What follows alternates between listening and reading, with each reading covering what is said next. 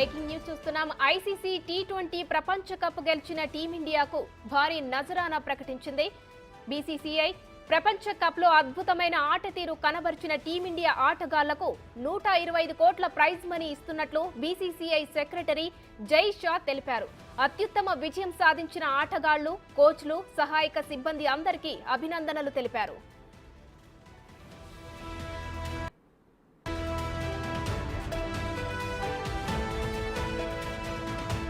IPC T20 ప్రపంచ cup గెలిచిన టీమిండియాకు భారీ నజరానా ప్రకటించింది బీసీసీఐ.